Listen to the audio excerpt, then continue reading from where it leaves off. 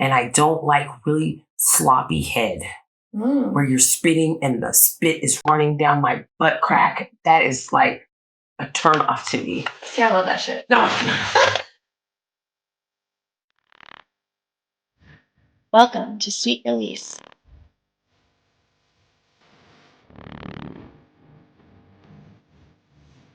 We are on. All right. Hi, Alvina. Hey, Barbie. Thanks for being here. I'm glad you invited me. It's gonna be fun. We're keeping cheers. We're drinking some wine. Yes, I love wine, especially red wine. We're just gonna talk about pleasure. I've known you for many years, and you have always admired me, and I've always admired you. So I really appreciate you coming on because your relationship specifically is what I kind of want to talk about. And of course your past and even your job. And there's so many different directions we could go.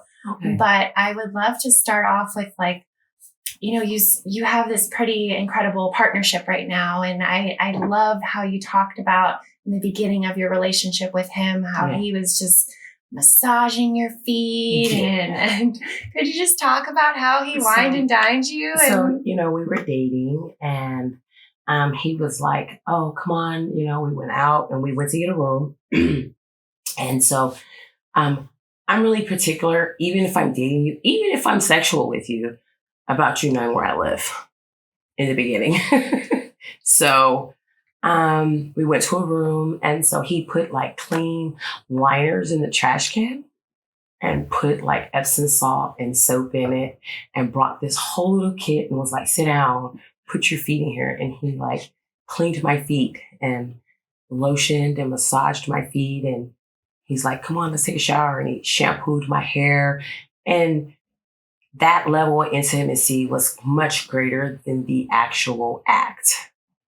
Mm-hmm. It was like very sensual, very soft. And he showed me his like very soft side, not his masculine. He was masculinely soft, Yeah, I love that. And I love it. So, and even at that point, we still weren't kissing because I don't kiss. Kissing to me is like the greatest form of intimacy. I just don't feel like you kiss everybody. I mean, I'd probably do a one night stand with you before I'd kiss you. And be like, so you have sex before you kiss somebody. Yeah. Because what if I don't like the sex? And then I'm giving you a kiss. And like kissing is something that you build up to. Like you kiss people that you love. You kiss your children. You kiss your parents. You kiss your grandparents. So I just feel like those people aren't going to touch the other areas, but your mouth, you're going to put your lips on people that you truly love. So like, to me, your mouth is sacred. Yeah. So that's that thing I keep. So we dated for a couple of years. And then finally we decided that we would have unprotected sex. And then that's when like, whoa, we're going to have to get tested because I'm like a germaphobe of some sort. So we both got tested, and on our date out to eat, we gave each other's test results that we were both clean. And then that night, when we had unprotected sex, we kissed, like really kissed for the first time. And I was like, that was the moment I knew like he was like really, really the one. I'm like, yeah, he's the one. Mm-hmm. Yeah.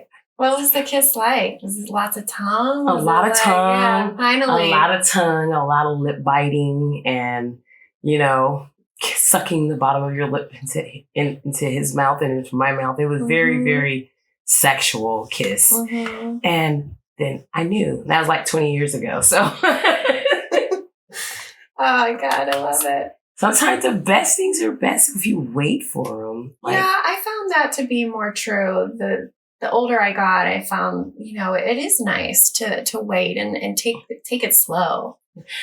I feel like it's something, even in having sexual partners, multiple sexual partners, which I'm okay with, you should have that one thing that you set aside for the partner. Mm-hmm. Yeah, I agree. Yeah. I always, when people ask me about opening up their relationship or having a threesome, I always say, keep, or even just having intercourse with other people or at a party, you know, I always say you have to keep something sacred between the two of you, or just make sure that there's something that you're holding true, like that makes your partnership. Exactly. It's that one thing that you only do with that person that you don't do with anyone else, and that they don't do with anyone else. And that keeps what you have special to me. And long lasting. And long lasting. Yeah, I found long lasting. I found very long lasting. Right. I mean, I've been in relationships with couples, you know, where they were married and I was the other person, but they both wanted me. So it was cool. You know, I felt like it was win-win for me. And I stepped away from that because I felt like, you know, she was trying to see me without him. He was trying to see me without her. And I was like, you guys are losing yourself. You're losing what you have. You always have to keep what you have, whether you open up your relationship to bring someone else in, or you guys decide that, okay, you could be with someone else. You got to keep something for you guys that you don't lose yourself. Yeah. Yeah, I love that. Yeah. So I think that's so important. It's definitely important. It's definitely. I mean, I love my husband. We can go somewhere and we'll be like, oh, I'm like, damn, babe, she's fine. Can we have her? What does he say? Please? Yes, baby. You can have whatever you want. Most of the time, it's whatever I want. He's on board with whatever I want. You know, he walked around in broad daylight with a huge, you know, sex toy that was like almost looking like a torture device because I decided at a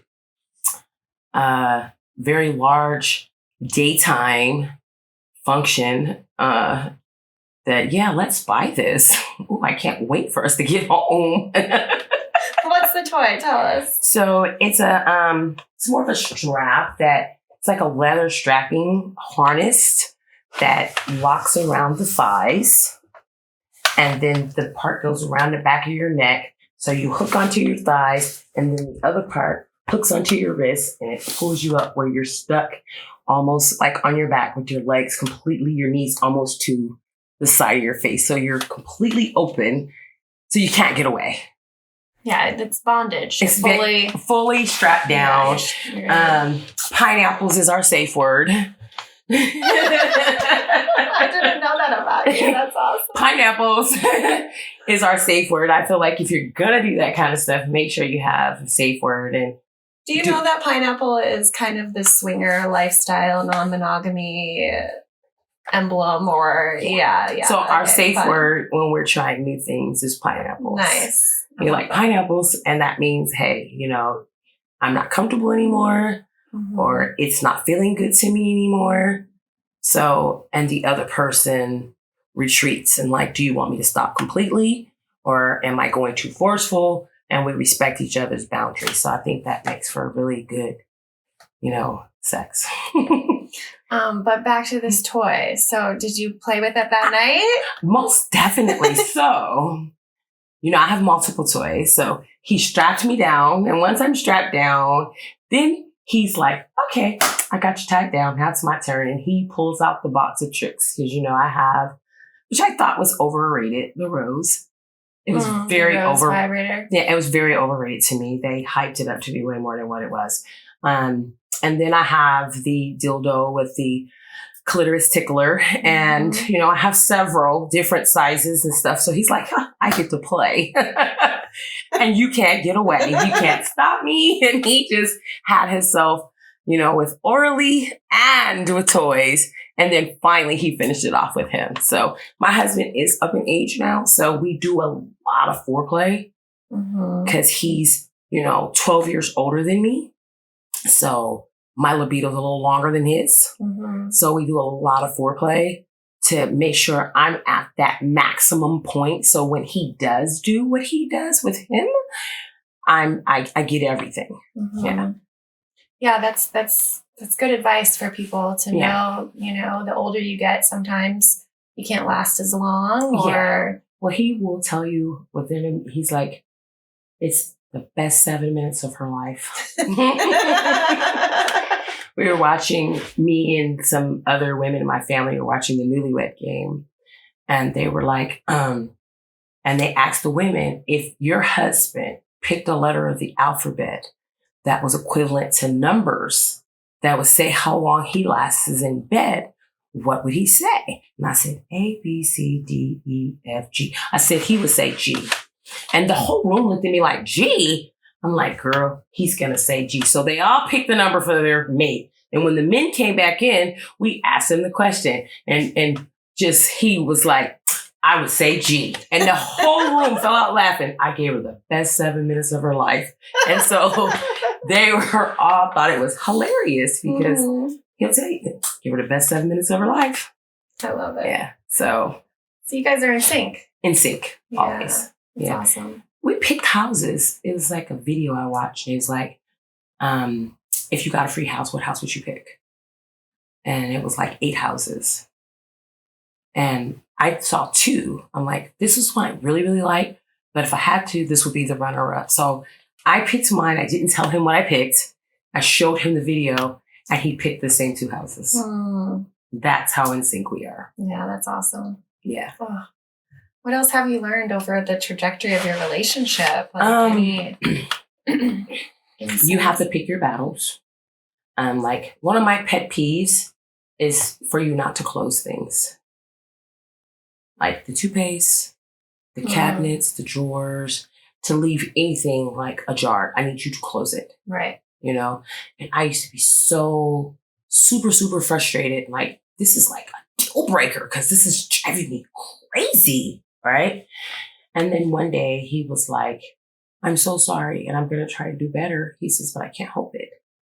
I was like, why can't you help it? Just put the damn top back on the toothpaste.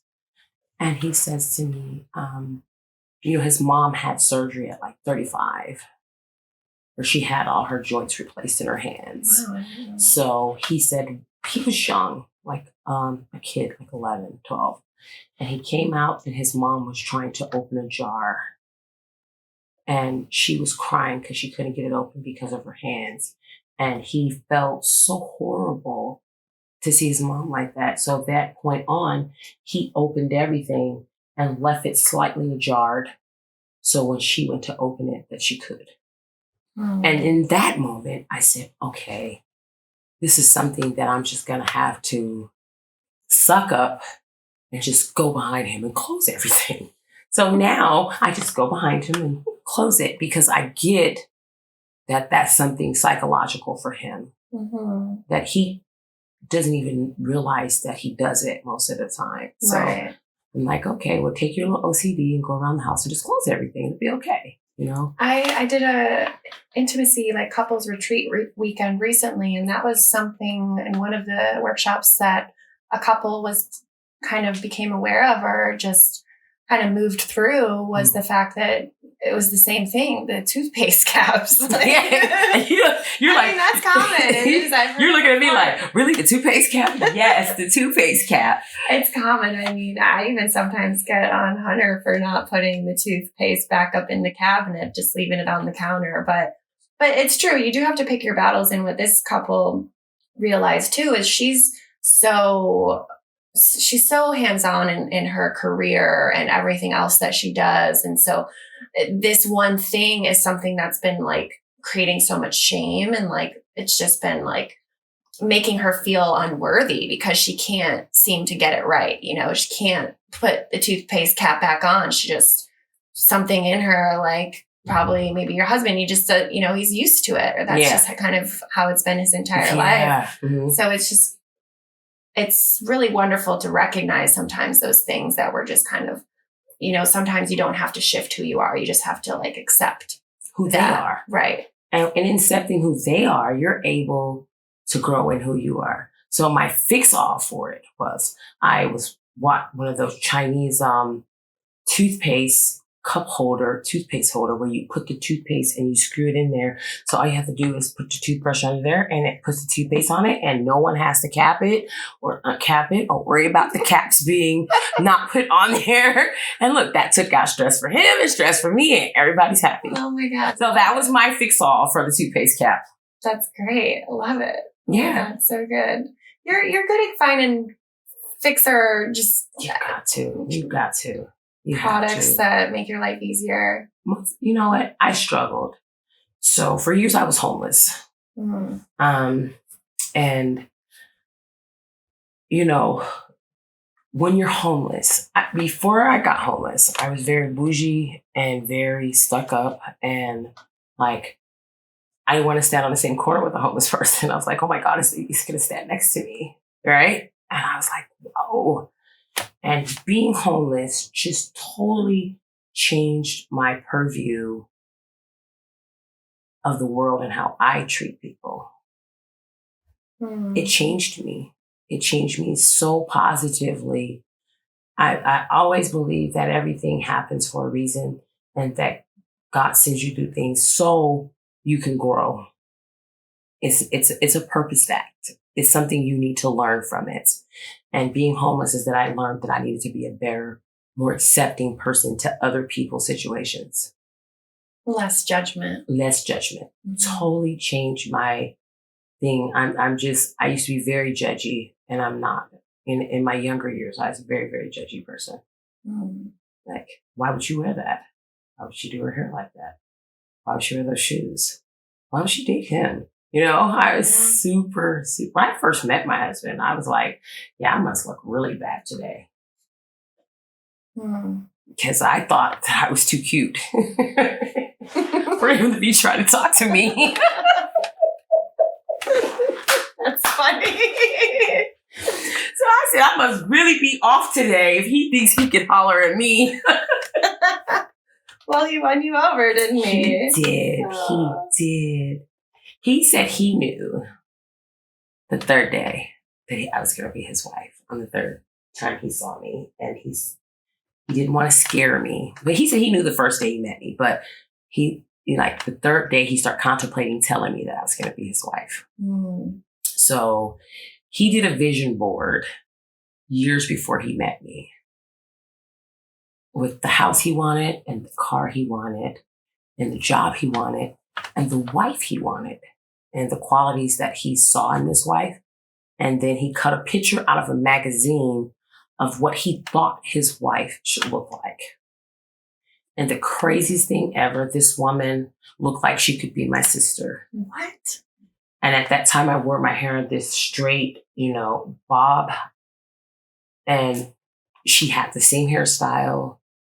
And she was wearing a suit that I owned in a different color. That is fucking serendipitous. Yes. And wild. He knew. Like when he saw you, I'm sure like, he was like, I have to talk to her. He's like, that's her. And you know what? I guess I was. I told him I'm never getting married again. I did been there, done that. I'm cool on that. We can date, but I'm married. Yeah. What were the relationships like before him? Abusive. Yeah. Very abusive. Lots of drugs. My first husband, I was younger than him. I was like 16. He was 27. He introduced me to drugs and the swinger lifestyle and a bunch of things that I probably was too young to be doing. But in that, a lot of abuse came, a lot of physical abuse. Even while I was pregnant with our kids, it was a lot of abuse. So when I did leave, I was afraid, like, oh my God, where am I going to go with 3 kids? And, but I made it. I made it through, and, I had another child and her dad unfortunately passed before she was born. So when my kids were still young, I met David, and we got together, and we have custody of his son, who I also raised. And my kids that's their dad. You can't tell them that that's not their dad. And I'm a firm believer, just because a man or a woman makes a child does not make them their parents. You're just the biological people they got here from. You're just the genes. Yeah. The person who holds them when they cry at night, those are the people, those are the parents. And so he's definitely the dad. Yeah, I agree with that 100%. Yeah. I've always wanted to maybe adopt one day. I find that to be beautiful. It's tough. It's expensive. So I mean, I don't disagree with adoption. Beautiful thing. You know, I have custody of my grandson, who I know his dad's genes. I don't know a lot about his mom's genes. They're very secretive, but he came with a lot. You know, they both, you know, my son and her both were on drugs when they conceived while she was pregnant. So he came, he's autistic, he's here, you know, he has hearing disability, he's nonverbal. He's starting to talk now, but he's almost 4. You know, and it's a lot. So when adopting a child, know that they'll tell you that they're telling you everything, but they may not necessarily tell you everything, and be in it no matter what. Yeah, well, that's the commitment you're making. That's the commitment. And there's a lot of people who get kids and then see that it's not the kid that they thought it was going to be, and they back out. They don't want to do it anymore. Yeah, so know that in doing that, prepare yourself for your relationship. Your relationship takes hits in this. And are you guys strong enough to take the emotional hits that come from possibly getting a child that comes with psychological or physical, you know, or mental disabilities? Yeah, that's a good because sometimes when they're born, you don't know, but as they get older, they manifest. Yeah. Yeah, that's good advice. Yeah. So make that you're strong enough, he's strong enough, and that you guys collectively are strong enough. Because my baby's a linebacker. He can't hear. He wears hearing aids. We take him out. But if we try to get in the bed and do something, he'd be, Ma, bae, Ma, bae.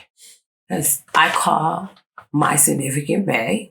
So he runs around the house talking about bae. Bae, bae. He said, dude, I'm not bae. He said, I'm papa, I'm daddy, I'm not bae. Okay, bae. It's horrible. Okay, bae. But he knows, like, he can sense it, girl. He's like, I'm like, it's for you. It's definitely for you. So we call him our little linebacker. Cutie. He is cute. Yeah. I met him. Yeah. Believe it or not, he broke our boss. What do you mean? Like, he came in there and he saw him and he was like, yeah, come on, hit me. He's like, you may get you? And he got him. He's like, yeah, give me that. And he ate his food. Then he told me he can come whenever he wants and eat whatever he wants. And then people that knew him, like our manager that has moved on to another location and our chef, were like, oh my God, are you holding a baby? Oh, I got to get a picture of this. Look. And you're letting him eat your food? I got to get a picture of this. So cute. So yeah, we work together. We work at a club together, and you have a lot of jobs, but since we're on the topic of our work together, you started a security business company. And so we took over from someone else who had initially started it, and they decided that they didn't want it. And they asked us, you know, did we want to get the company and take over? Sometimes I feel like, you know what, I don't want to do this anymore.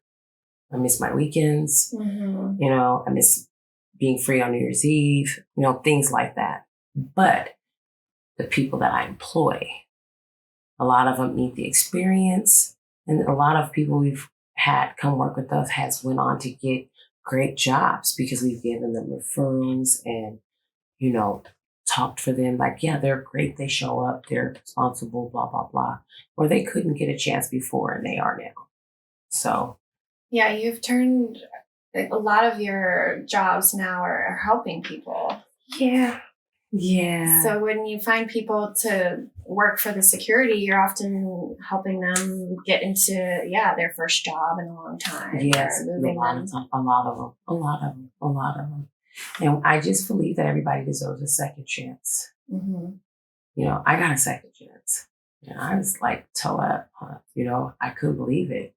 That I was like, wow, how did I get here? And I just remember, you know, the day that I just decided that I didn't want to do that anymore. I just remember standing out in the rain and looking up and saying, God, you know what? I know this is not what you have for me.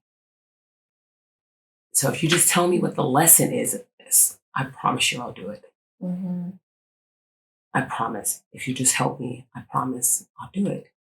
And I did, and he did. And so I spent a lot of time giving back for the second chance that I got. I feel as much as you give, you get back. Was that part of the lesson, or what was the?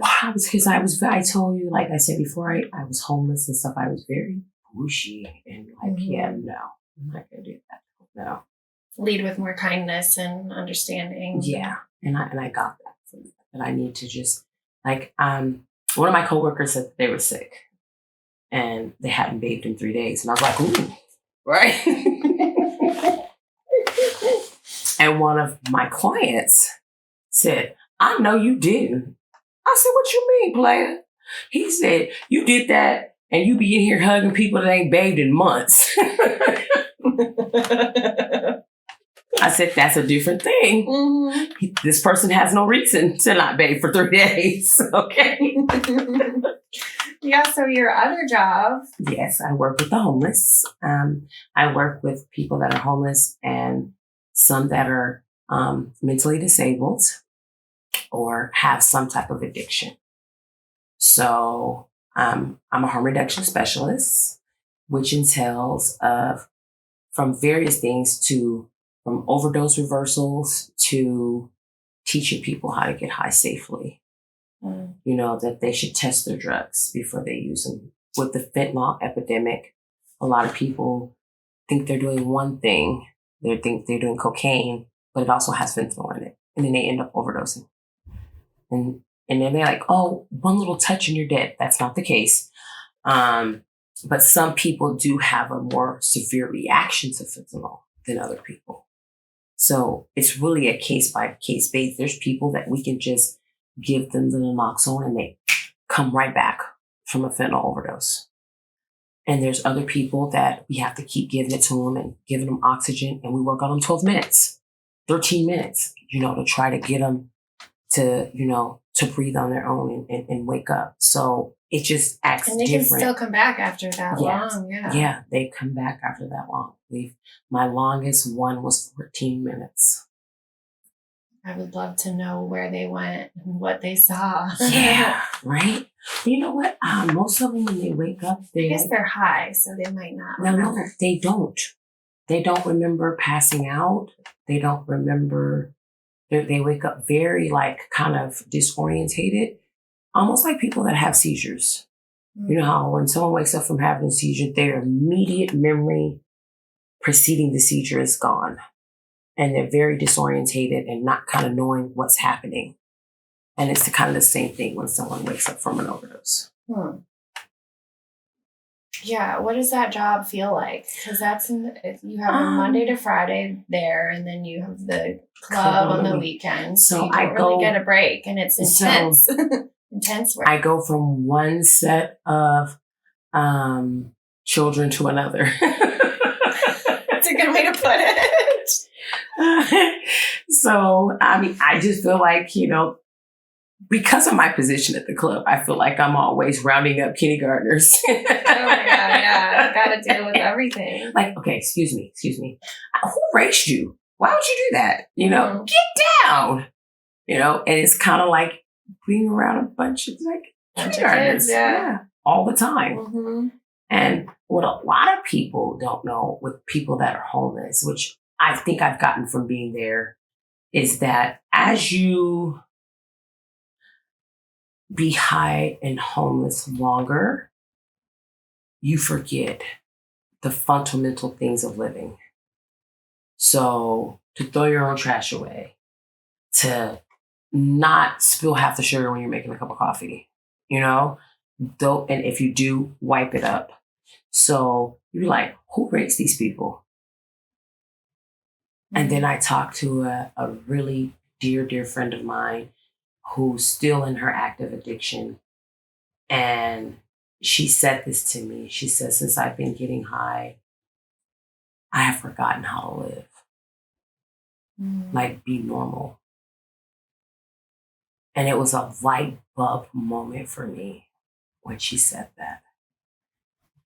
Because I took that with me as I couldn't figure out, who the heck raised these people? And why do they do that? But why would you just make this mess like this? I don't even understand, you know? And then when she said that, I was like, wow. Because she's only been out there like a year. These people have been out here 10, 15, 20 years. And if she's like forgot basic stuff in a year, could you imagine 20 years? And that was like that light bulb moment for me. Like, wow, I get it. I get it. Okay. Regroup. Handle this differently. Yeah, I mean, again, it's like acceptance too. It's like, okay, now I have this awareness why they act the way they do, why they do some of the things that they do. Just her saying that just replayed so many situations in my mind. And I was like, wow, okay. Oh, okay. Yeah. Oh, okay. Yeah, it's like okay, that makes sense. Yeah, it makes sense now. Yeah. Do you like your job? I love my job. I know you do. I love my job. I love my job because I get to give love to people that everybody walks past and acts like that they don't exist or wish that they didn't exist. They're like the invisible people.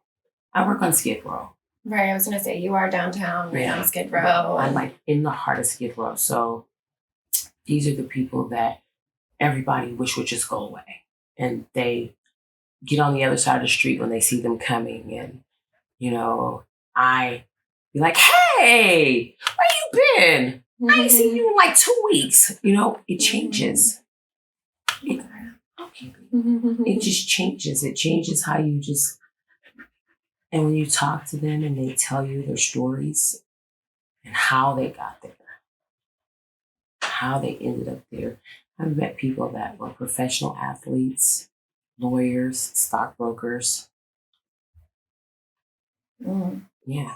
And how do they get there? Is it often just one bad, it wasn't one thing. It was a bunch of little things.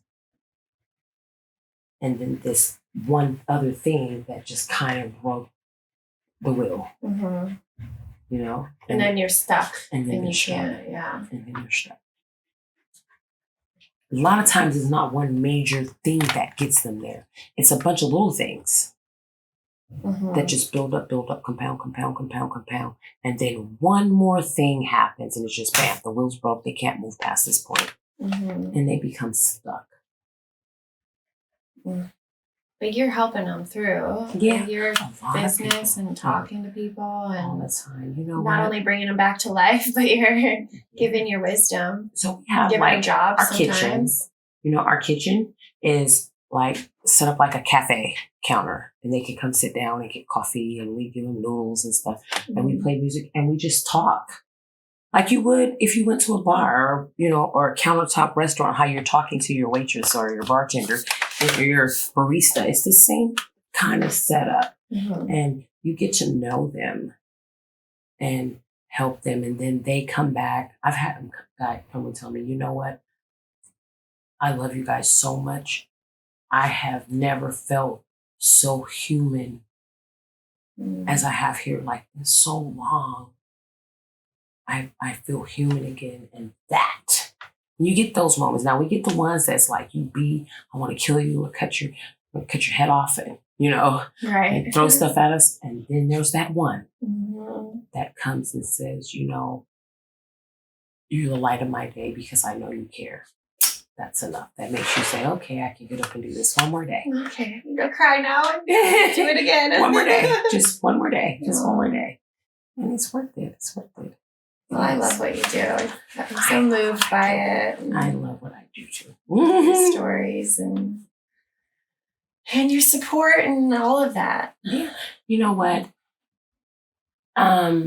Most people are like, yeah, they just need to get sober. Why? Why do they just need to get sober? Why? Do you just need to not have a glass of wine when you come home from work? Because that's the same thing. Do you need to not smoke a joint so you can relax with your friends? Yeah. Have a beer with the gang? Same thing. Your freedom to do that is still their freedom to do what they're doing. And I mean, we're big on decriminalizing drugs. I have a t-shirt that says it's Decriminalize Drugs now. Because other countries, they supply it. They give them safe consumption. They don't have the overdose rate we have. They don't have the theft rate we have. They don't have the homelessness that we have. They don't have the unemployment that we have because they make it accessible to do it legally, safely, and responsibly. And guess what? They don't nearly have the problems that we have with drugs. Mm.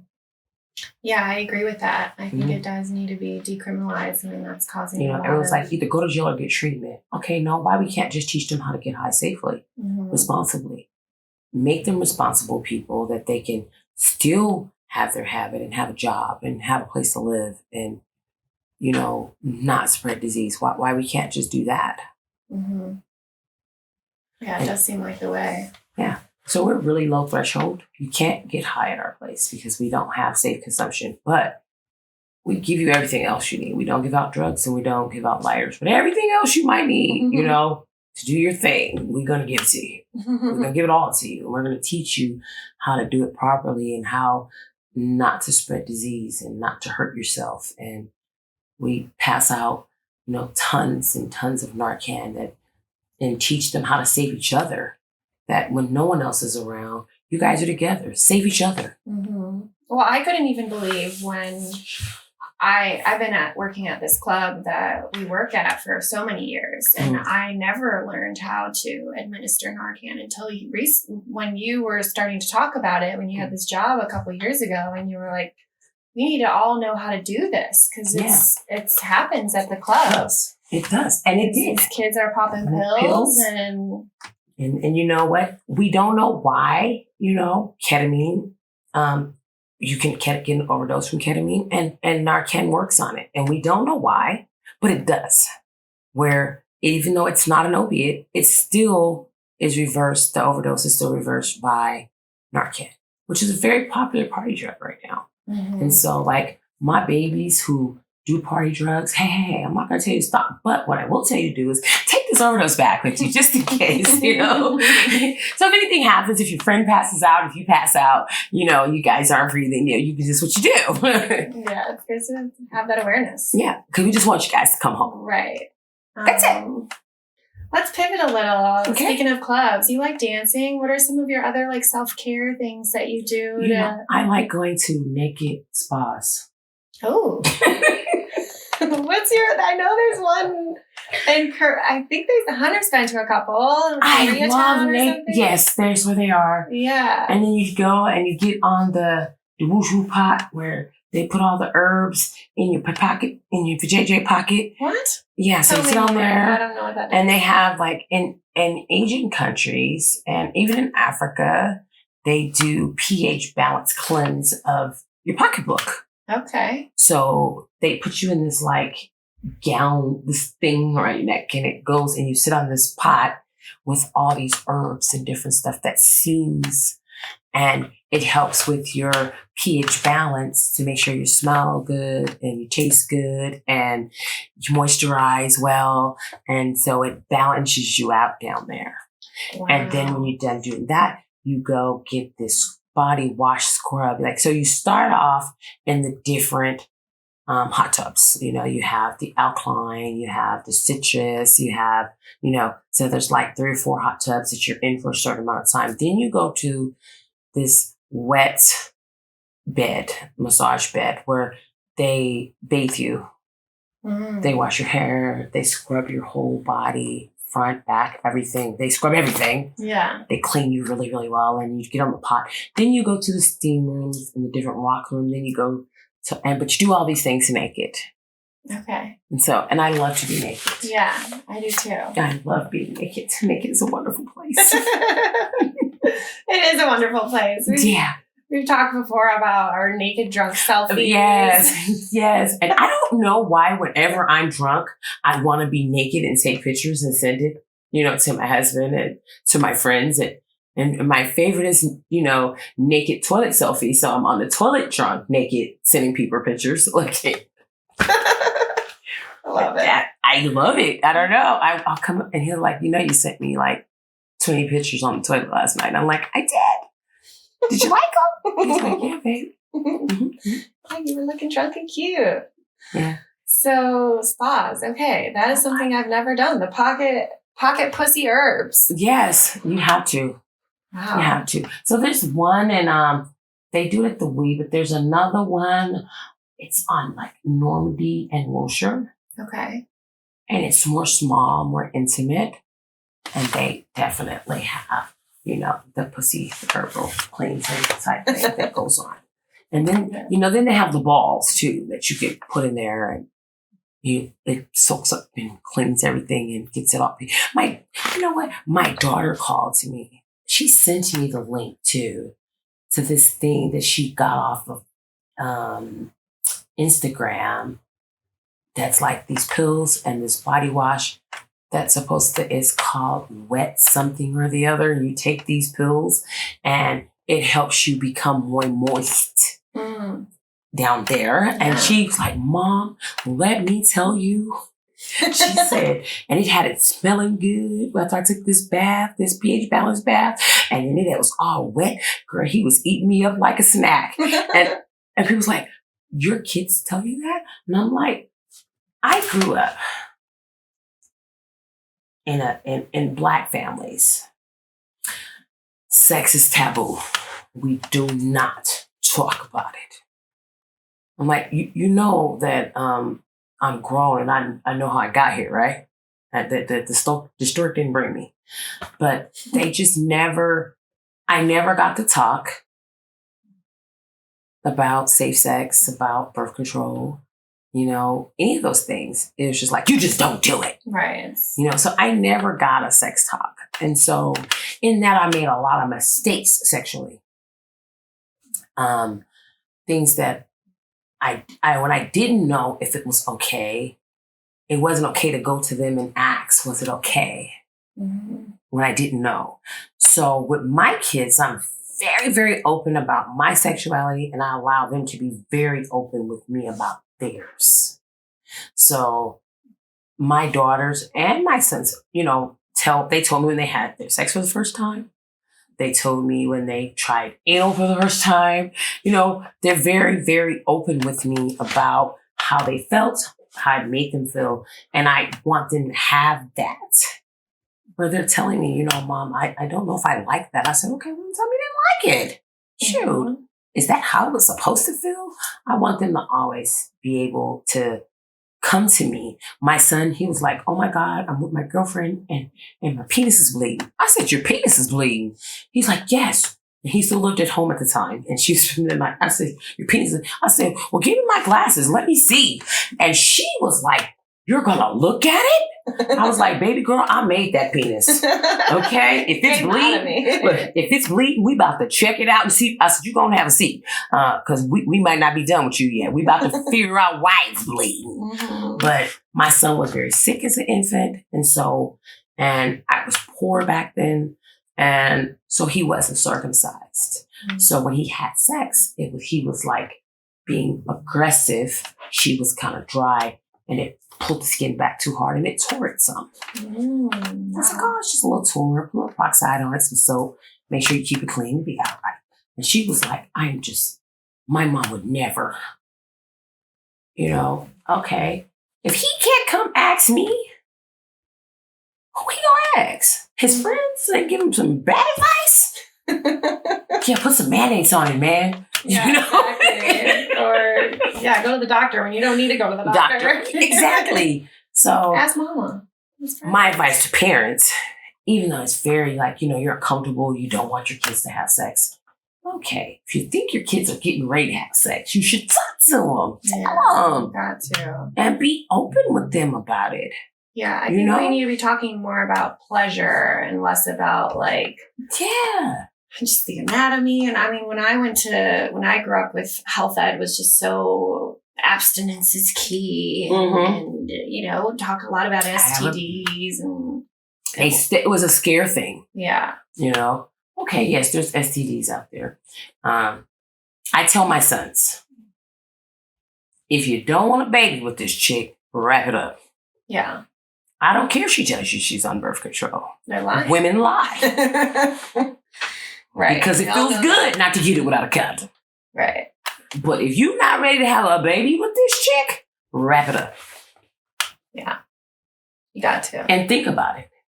How long have you known her? And she's willing to give you something without a condom? Okay. How many guys came before you that she was willing to give it without a condom? So let's be clear. If she slept with 10 people, okay, he's like, okay, and those 10 people slept with 10 people, guess how many people that you slept with? Got some math. Mm-hmm. And he looked at me, he said, why would you say that? I said, because every person that you sleep with, if you sleep with them unprotected, you leave a piece of yourself with them. Mm-hmm. Yeah. Full of good advice. So when they go to the next person, they're taking that piece with them and they're adding to that piece and they're adding to that piece. I said, so be mindful, be sure that you want to have unprotected sex. He says, well, how do you give a woman head without unprotected? I said, that's what dental jam is for, sir. Mm. You can give her head and still protect yourself and it'll still feel good to her and it'll taste good to you. Period. So learn it. I just feel like if you just inform them, if they choose not to, that's their choice. Don't be mad at them if they don't, but make sure that they're informed. Yeah. Yeah. So I have a baby that, she decided she wanted to masturbate.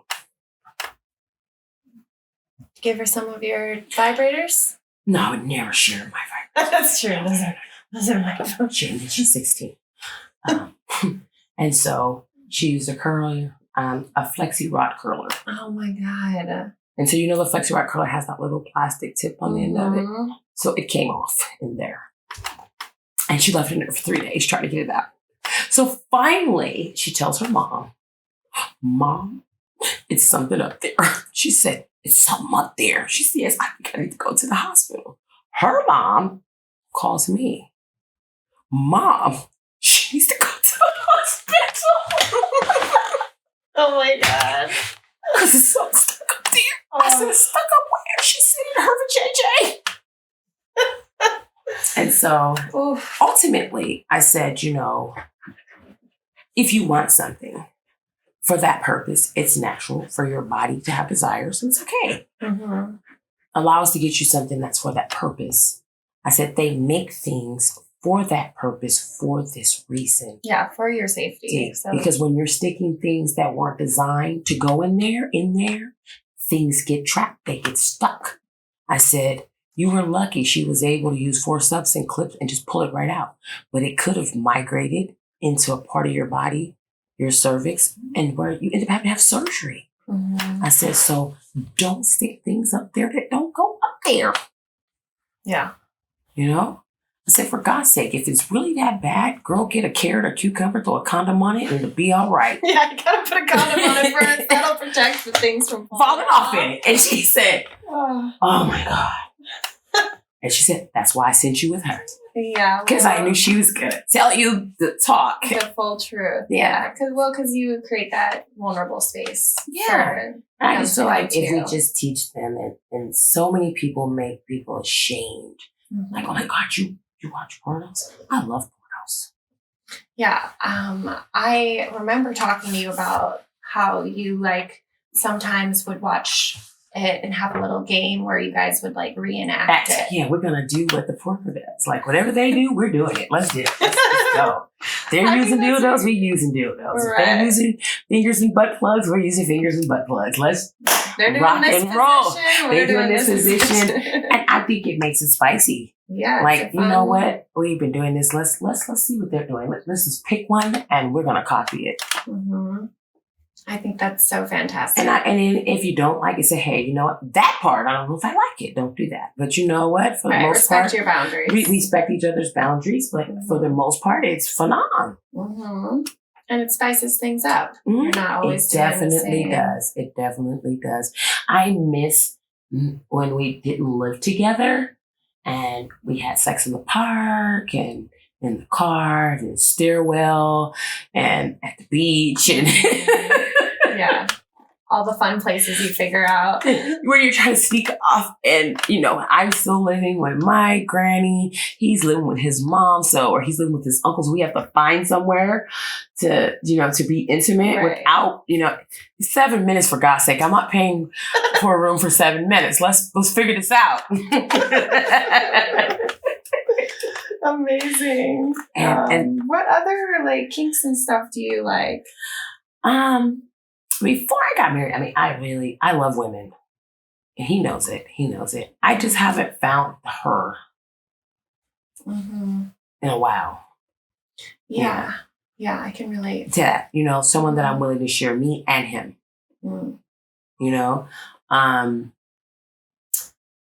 Like I said, I love like pornos and vibrators and oils and and I'm like, okay, you hit it from behind, spank me. Spank me hard, do it again, and I'm okay with, I'm the type of person, let's try it once. If I don't like it, it's okay. Yeah. And some things I know initially the first time may not like anal. Anal is not something that feels good the first time. It just does not. Yeah. That's something you have to do a couple times for the body to adjust. Definitely. And it takes some time to get used to it. So it just wasn't, but I'm a big fan of the finger or the thumb in the butt while you're getting it from behind. Baby, right before you come and he pop his finger in, you're like, and your eyes roll in the back of your head. Yeah, that's it right there. That's the one. That's the one. Yeah, do that again. I love it. I love anal head.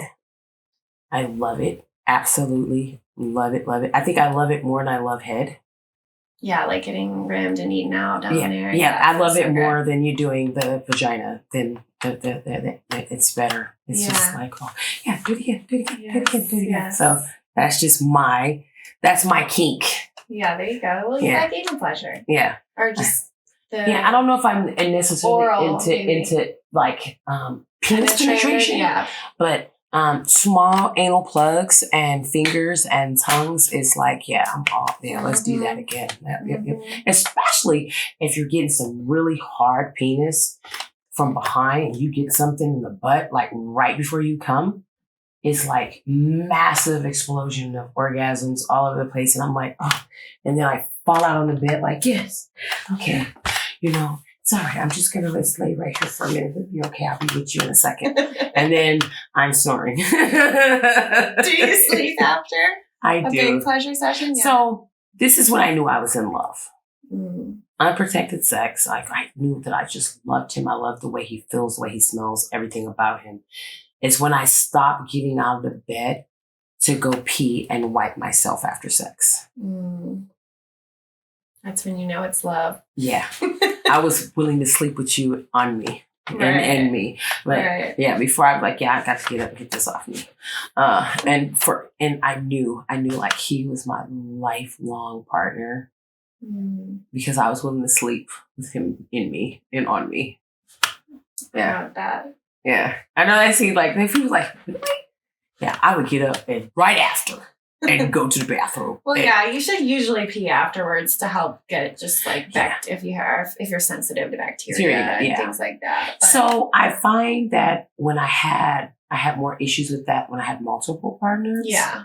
Than when I just have the one and that one partner is being faithful as well. I haven't had that issue. Back before when I had multiple partners, I did. I like all the bacteria. Yes, were built. It was built. And even when you use condoms, it's still just their skin rubbing against your clitoris and right there in that area. You would just have to just get that. I was just like, I don't like spit. So I don't want you to spit on me. Yeah. Like some people, like, even if I'm watching a porno and they get to spit, and I'm like, that's not the one. Change it. Yeah, switch it. Next. Switch it. Next one. I don't like spit and I don't like really sloppy head where you're spitting and the spit is running down my butt crack. That is like a turn off to me. See, I love that shit. No. And maybe that's my OCD. I don't know. Could be part of that, but I just do not spit on me. Yeah. I had someone spit on me once in not a sexual scenario. I was in where was I? It was like a small island off of Bali. Mm-hmm. And this man like followed me home.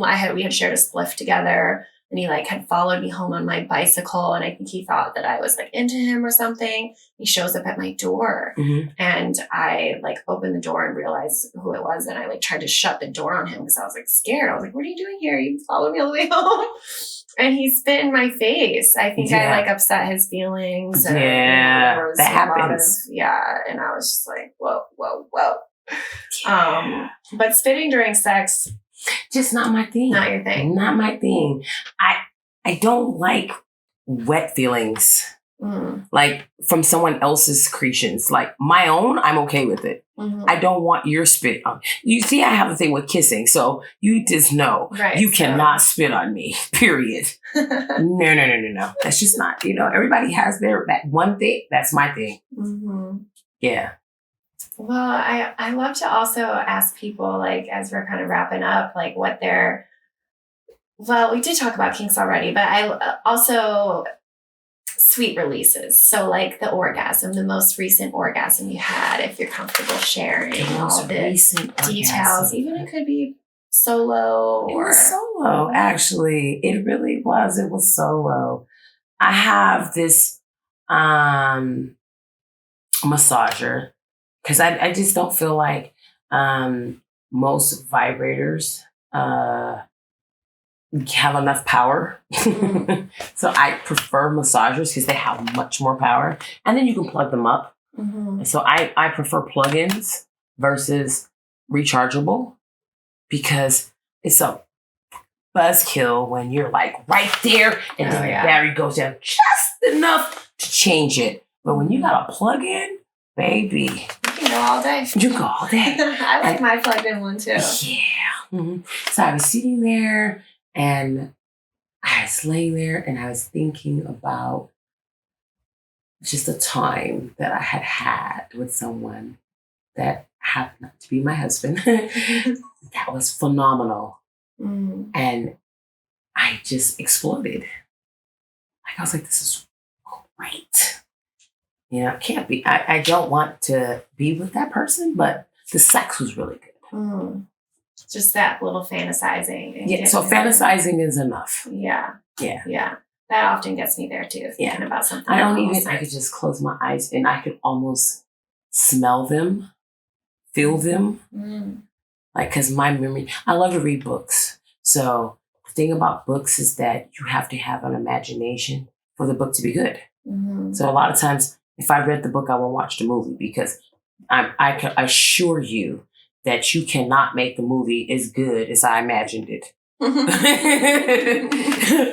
So, in that sense, my imagination is very vivid to the point that I could smell it. I could taste it. I could feel it. And that's what it was. Yeah. That's beautiful. Yes. That's the sensual in you and me. It's all the senses and getting... I like to feel all my senses. Yeah, I want to when it says smell and taste and sound. Like you can it just changes the game. Yeah. Like for me, I'll get really excited when I hear his balls slapping just the back of me. I'm like, ooh, he's enjoying it because he's making making that clap. He's making it clap. Yeah. That's when I know he's really into it because he's going like throttle for it to be making the slapping noise. Yeah. I do love that too. Yeah. I love to hear it. Like, oof, go on. Kept doing it. And he has big balls, and I, for some reason, like big balls. I don't really like, and I don't like, it's just going to sound weird. I don't like shaven men. I don't want you to trimmed or... You can trim it down, but I don't want you to be completely bald.